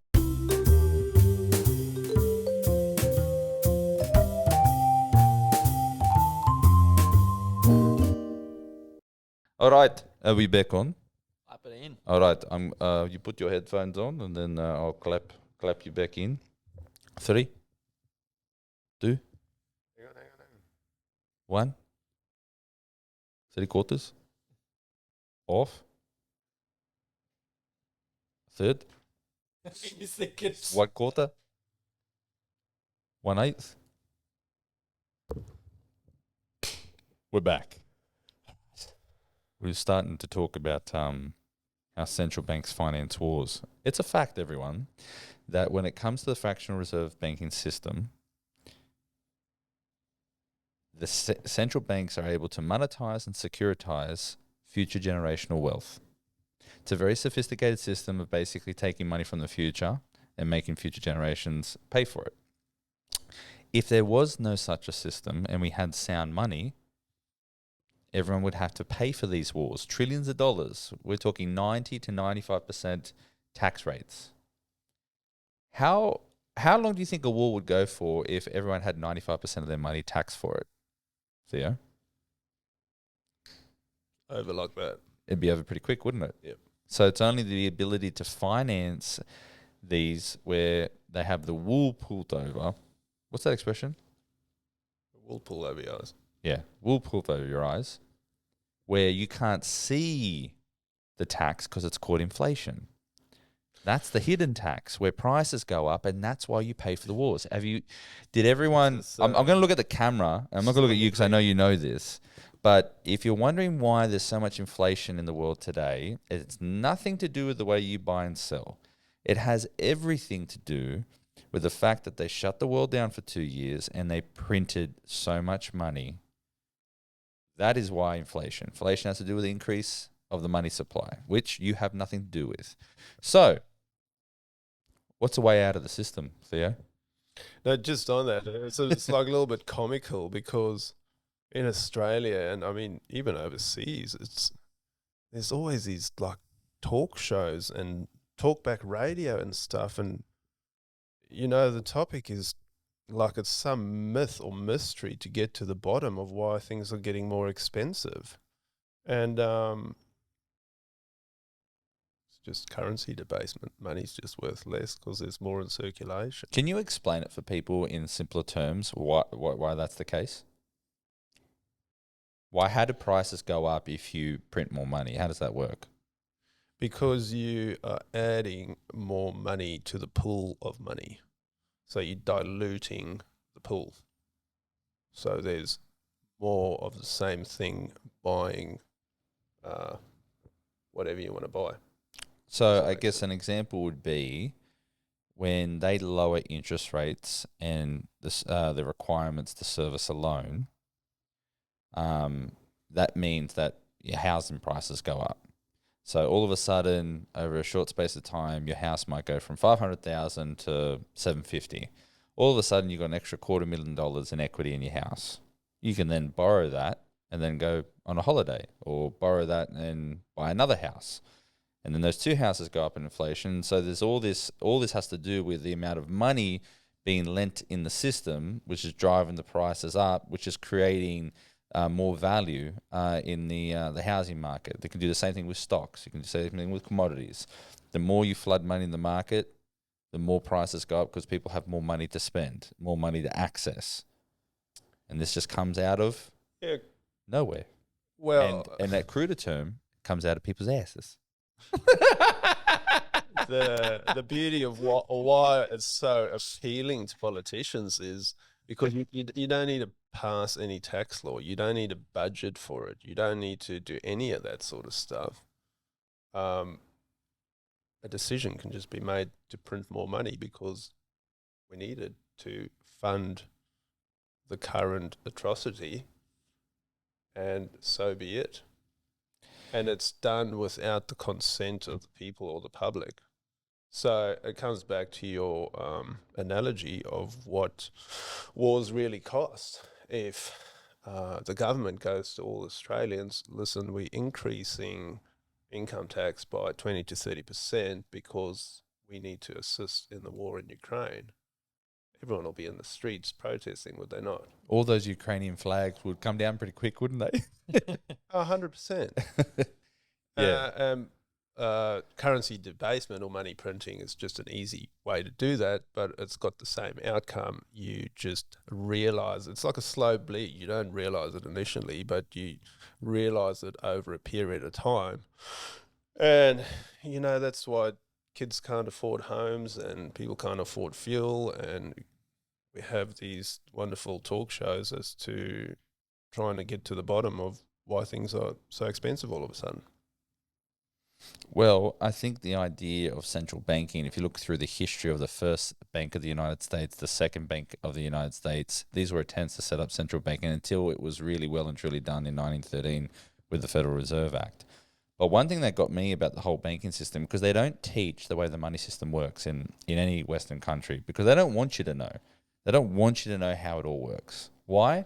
Because if you start understanding how it works, you understand how corrupt it is, that's how you start making changes. But there were some Thomas Jefferson quotes, someone who fought central banking, and because they've been trying to establish it for a long time. There was one of these quotes, I'm actually just looking for it right now, about central banking. I'm just looking for it now.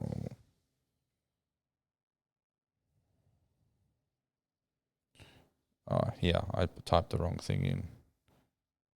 Central banking quote. I'm trying to look for it now. It's a very famous quote.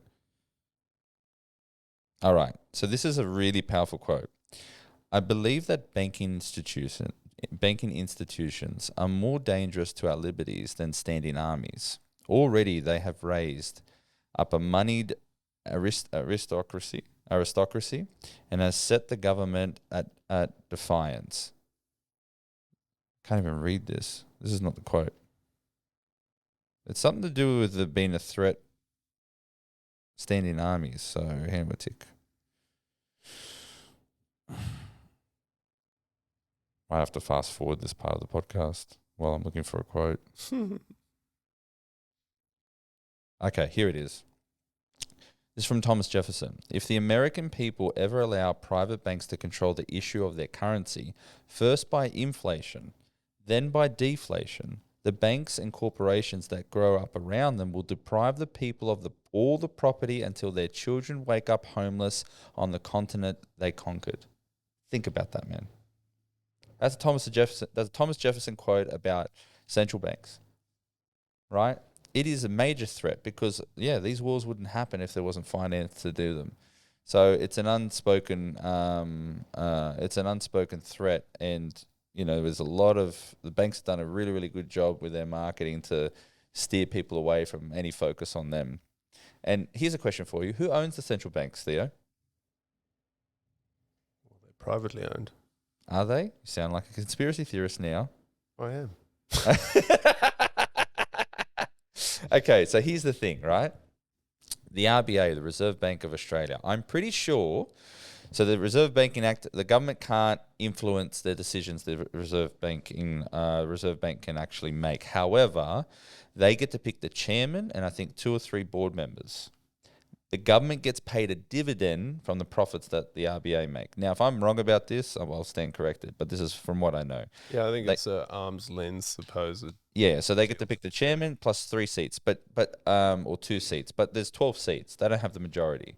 They're representing other shareholders. We don't know who they are because they're a private company. They don't have to disclose that. The fact that the government gets paid a dividend for the issuance of our money, where's the other dividends going? Shouldn't we know? No, we can't know because we can't have influence over the bank.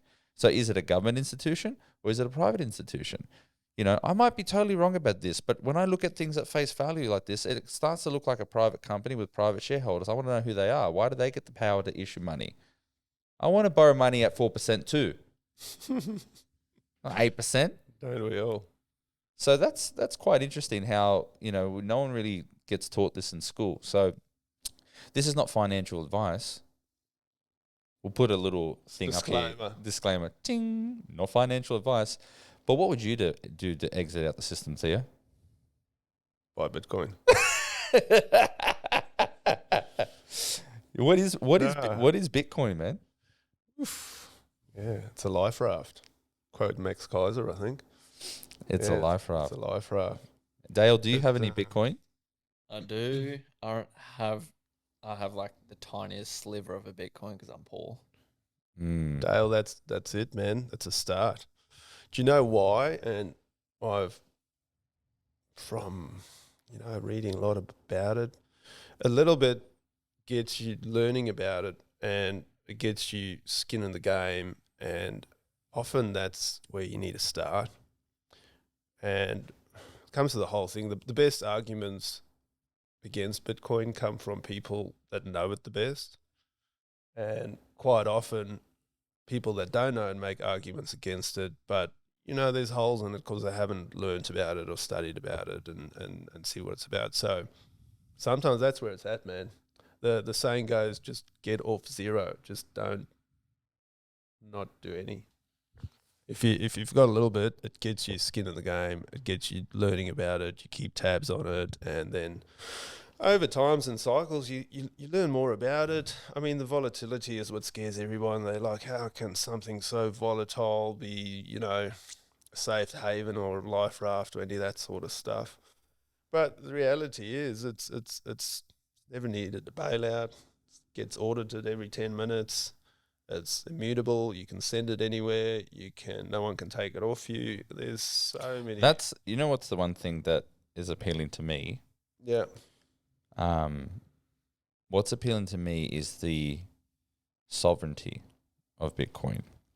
And so when you just said no one can take it off you, for example, the government can garnish money out of your bank account. You only need to ask Nigel Farage. Nigel Farage, yeah, him. But you could also ask, you know, we're both married to two Brazilian women, but the military dictatorship, I think, that happened all those decades ago, they went and, I think, I'm not sure who it was, but they just took all the money out of people's bank accounts, right? They just seized it. When America went off the gold standard, you know? Yeah. Gold's the gold standard. Pension funds, whatever money. If the government wants to go in and take your money, they're going to take it, right? And then you say, okay, what about the property I owned? Well, they could take the land if they wanted to take the land. They could increase your property taxes. So then you go, okay, what about if I just buy gold and silver? Sure, you can buy gold and silver.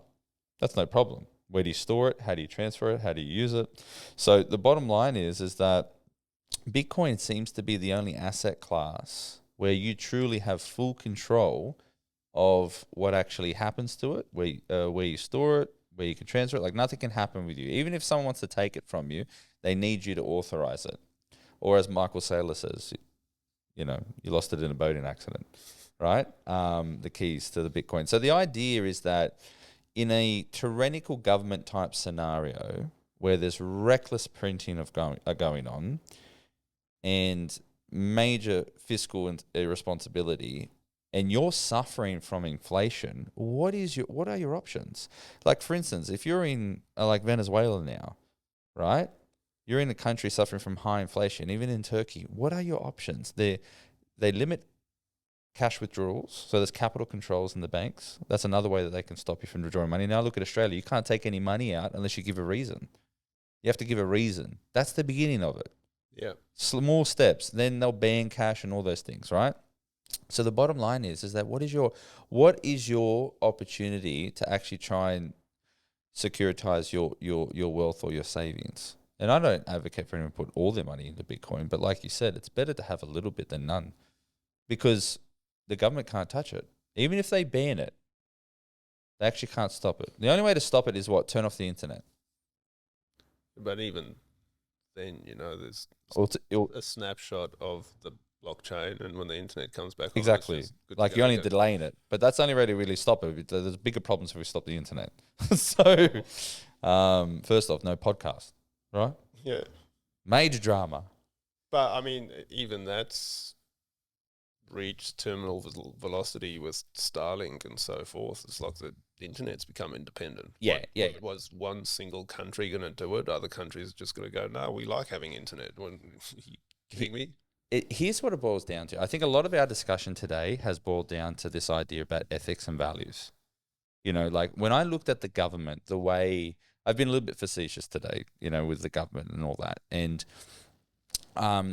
because it irritates me the way people don't look at the way things are done. So, for instance, when I found out that the governments employ a utilitarian ethical standard, right? That's how they measure if good things and bad things, like a good choice and a bad choice. So what they do is they measure up what they say are the good consequences and what the bad consequences are. And if the good consequences outweigh the bad consequences, then it's an inherently good decision. Yeah, but they don't back test their theories is the problem.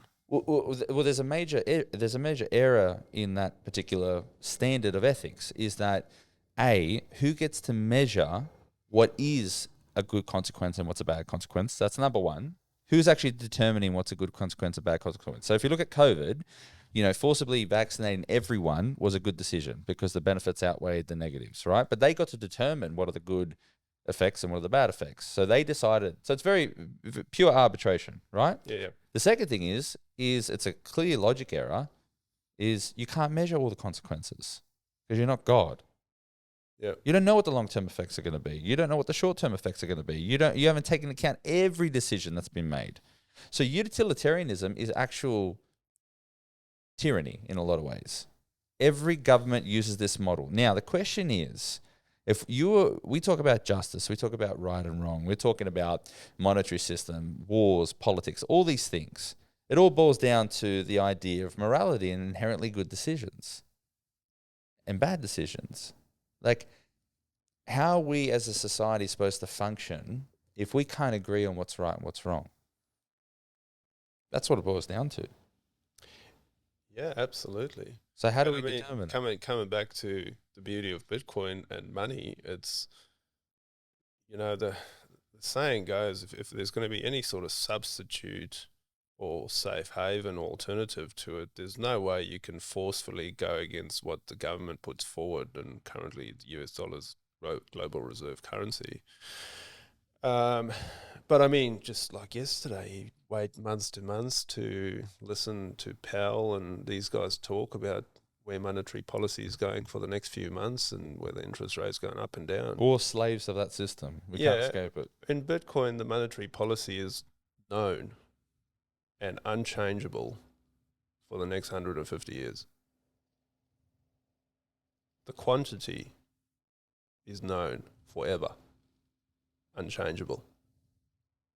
So then it takes everything what you just described about utilitarian decision making out of the control of humans that love to make our own judgments and push our own agendas, and it creates the most beautiful level playing field when it comes to something with utility and value or monetary value.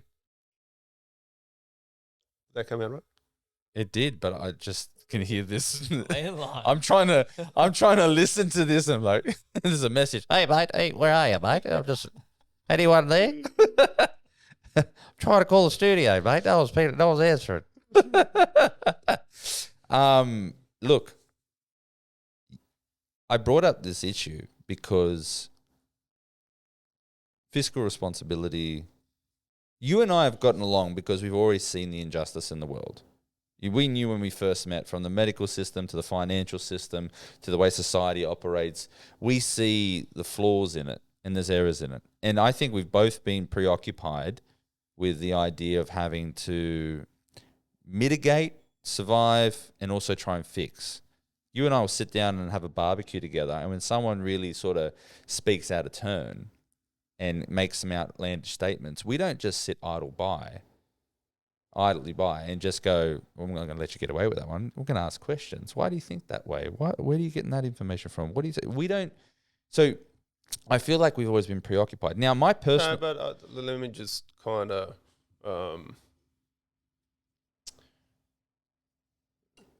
speak to that a little bit. It's not with the view of knowing better or you're not right. It's with a view of, if there's another angle, I want to learn it. I want to find out why you're making that statement. I want to figure out your thought process. 100%. I'm not saying I'm not saying that we have it right in terms of our whole approach to the way we see the issues with war, politics, monetary systems. We haven't solved that problem. I'm not saying that, but it's exactly what you just said then. Because we have asked why, we've tried to understand the way people think and look at these ideologies, look at the systems and say, no, this is corrupt. This is not right. Yeah. Right? This is unethical. This is immoral. And so for me personally, I got to the point, right? I've got to this point now that I've got friends and I know other people that really are trying to solve the world's problems. Whether you believe in climate change, the money system, whatever, these wars going on, you see this injustice in the world and you want to do something about it. But on what authority are you acting on? Ultimately, right? Are you want people to live a way that you see the world? Like, do you want to be the moral arbiter of the universe? And when I really started looking at the ins and outs of how to fix the world's problems, I really do believe it starts with us and the way we look at the world. There is no way for us to fix anything about the world because you have to fix people. How do you fix people? Well, Hitler tried to fix people, Mao tried to fix people, Stalin tried to fix people. What stops you becoming... Wouldn't listen. Like, what stops you becoming a tyrant? Yeah. And so the bottom line is I look at it and I truly believe now the only thing that can solve the world is understanding where right and wrong comes from. What makes us unique and wonderfully made as humans? Why are we even asking questions about morality? Why do we even think about concepts like goodness and beauty? Why do we even try and spend time differentiating ourselves with the rest of the animal kingdom? Because we do. As much as we try and say we're just a part of the animals, well, no animals think the way we do. We recognize things animals don't recognize, even in the concept of beauty. So then I started looking into it, and you know my position. I believe that the only thing that can solve this is God. Like, until people get back to understanding what their real identity is, as a unique and wonderfully made creature of God, and aligning yourself with the source of that morality, there is no way you're going to fix any of the problems in society if people aren't willing to recognize the evil within their own heart. Yeah. Like, I was having a chat with one of the elders at church, and they said something to me which was quite interesting. We were speaking about the gay marriage when they got passed in Australia. Now, I was of the opinion at the time that just do whatever you want to do. Like, it has nothing to do with me, right? Everyone should do whatever they want to do. That was my take at the time. And I can't remember when it was, a few years ago. But what he said that the referendum on whether same-sex couples can be married in Australia or not was nothing to do with that. He said it was an idea. It was basically, the referendum was, should God play a role in politics? That's what the real referendum was about. Do you know, I had an old boy say the same thing to me, and I said, nah. Yeah, so it really spun my head around in the sense where I was like, okay, I had someone say that to me before the referendum. Okay. And I probably should have listened more. Okay, so this is the thing, right? If that's true, we should be able to see the evidence of that, right? And so guess what? When we voted on that, we did say God shouldn't dictate what happens in politics and what our day-to-day lives. That's just, ancient way of thinking. It's ridiculous. It's all those things. Even though that ideology built up Western culture, to what it is today, Mm-hmm. right? Well, it's, if we talk about freedoms and liberties, the right to remain silent. Jesus was silent at the trial, when they were accusing him. Your witnesses and for your judge. Current judicial system and constitution, there's a lot of takings out of the Based off Judaic law. Yeah. Yeah. I think King James Bible for most of Australians. Well, we inherited a lot of that from England and the Commonwealth. Yeah, it's all based on canon law. It's all based on the Bible. And the thing is this.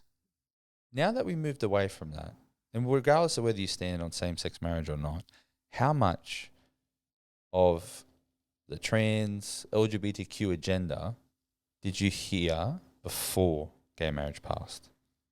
How much did we hear about kids having gender identity issues and hormone replacement therapies and sex change operations prior to that? Well, that was having I don't remember. Conversation with someone the other day, and the point I was trying to make was something's changed. Something's definitely changed. It didn't used to be like this. What's changed? And yeah, that referendum was probably It was a tipping point. a turning point. Whatever you want to call it. It was a moment in time where we did take God out of the picture. So what do we have now? I think, and so much even today's climate, a lot of things like that gets pushed through by exploiting the inherent kindness in people. For sure. That's my point, is that things sound good, but we don't look at the long-term effects. I voted yes in that referendum. I'm like, great, consenting adults, do what you like, And I think that was from trying to be kind to everyone in the world. Yeah. But I think probably what's changed in that time is I've had kids, and now I'm trying to chaperone them into adulthood, and you get bombarded with all these ideologies that you got to navigate. Yeah. Like it's a question for everyone. If you don't stand on an objective standard of morality, you stand on a subjective ground. If you don't believe in God, you become God by consequence of being the moral arbiter of the universe. Do you want that title? That's hard to digest. But trust me, I've looked at this and it's true. If you don't believe in God, and this is the whole Adam and Eve story, you don't believe in God, you'll become like one. Or you'll think you're one. You'll act like one. And that's what we've got now. We've got little gods in our society who are trying to dictate to each other what's the right and wrong thing to do based on their opinion. Well, isn't that one of the very original tenements of the way the system was set up in the old days, that if God wasn't above the head of state, then the head of state becomes God in a sense? Brother, what did the first thing that every communist government did? Yeah, get rid of religion and God. Why? So they could be worshipped. Yeah. They become the supreme leader. It's not rocket science. Jordan Peterson says, even if you don't believe in God, act as though he's real. Because it will benefit you. Why? Because having that fear in you, unfortunately, is a very good motivator, right? It stops you from becoming something that you don't want to, because there's something innate in humanity that wants us to have all the power, all the money, all the greed. It's like tapping into those fleshly desires. Do you really want to be identified? Let me put it to you this way. I've had this discussion with some of my buddies that like to do pretty way out sports, and I'm into big wave surfing a bit, and you get into these heavy situations out at sea, whether it's spearfishing or you have a wipe out on a big wave and there's an even bigger one behind it, and you're like, things go wrong here, I can probably drown. You talk to your buddies with a few beers afterwards and whether you believe in God or not, everybody prays in that situation. If you're in the impact zone, you start praying whether you believe in God or not. Yeah. And it's, we joke about it over a beer or two, but it kind of ties into that, and maybe even the comment about Bitcoin, even if you don't completely believe in it, try and live like you got skin in the game and potentially you'll gravitate towards it more and more and come or live closer to that truth we're trying to find. That's it. I mean, that's one of the keys about life, just in general, is that if you can understand that you're unique and wonderfully made, there's something special about you, right? And that you have a desire to seek out truth, right? You're not just an evolved form of bacteria, right? That you are beautiful, unique, wonderful, and that you have this ability to try and find out and desire what truth is. And you've got logic and you've got reason, you recognize beauty, all these things. Understand actually how special you are, and then find out what that is. You're going to discover an amazing amount of things. There's an amazing amount of different worldviews out there, and you can test them all because you've got this thing called logic, this intangible, immeasurable concept, which I recognize as a transcendental concept. I believe logic comes from God. The laws, even laws of nature, the laws of logic, these universally applicable laws that are true for everyone come from Him, and that makes you special. Find out what that is, because you're going to find far more answers in that than what you would in what society has to offer you. There's certain, just look at the fruit. Look at the fruit. One's rotten. One's sweet, one's beautiful, and I don't want to eat of this fruit that secular society is offering me at the moment. I think it comes back to sort of start of the chat where it often comes down to conveniences. The rest of the troop and everyone else around me is kind of nodding that head that way. It's convenient to nod my head that way, and that's sort of what I'll run with. But there's this sort of saying or motto. There's this ancient tribe in southern Africa called the Khoisan, and they've got this two hungers that they describe: the little hunger and the big hunger. And the little hunger refers to hunger in your belly. You got to satiate that from day to day and go out and felt there, and you kill a big buck, and they eat to, like, they'll eat the whole animal till they're skinny, tiny little people until their bellies are out here. They just devour it and you satiate it, and that's good. But then there's the big hunger for truth and the meaning of life. I love that. And they've had no gospel or any of that sort of portrayed on them. They lived in isolation for a very long time. But even they recognize it. Yeah, absolutely. Yeah. And they were, when they firstly encountered, almost considered animals, but it's because they lived so close to nature. They're like the best trackers, the best hunters. They live in the middle of the desert. They know how to find water. They know how to survive. They just live so close to nature. But yet their biggest question is how to satiate the big hunger. That's it. Like, I want to, if I can name this episode, it's Little Hunger and Big Hunger. I love that so much, because I think if throughout this discussion that we've had now, and maybe if that's going to sum up even our relationship, our friendship, you're a brother to me, man. And we're both on that journey. Everyone's on that journey about that big hunger, recognizing that there is something there, that to seek out truth, to understand it, to first off to recognize it and then go after it, chase it. That is something that's going to be so more fulfilling to people, understanding the basis of truth and understanding how to that's the peace that you get when you actually feed that big hunger and you start to understand a bit about the world and what you are. That's a peace that is so beautiful. And that really starts to bring a wholeness to your heart, which then makes you want to share it with other people. And that's how that goodness just starts to change societies. It starts off with you, starts off with your relationships, it starts off with your families and the communities. That's how real change. But people don't want to look at that yet. Yeah. And I hope in this conversation that we've had that people could, look through all the jokes, see past that, and just see that's it. You've got the little hunger, you've got the big hunger. I love that, man. I think that's probably a good sign off. How long have we been going for, Dale? Just shy of 2 hours. That's pretty good. happy with that? Yeah. Thank you for coming on, brother. No, anytime. Thanks Awesome. for having me. Cheers. That's good. That was good, man. What a good sci-fi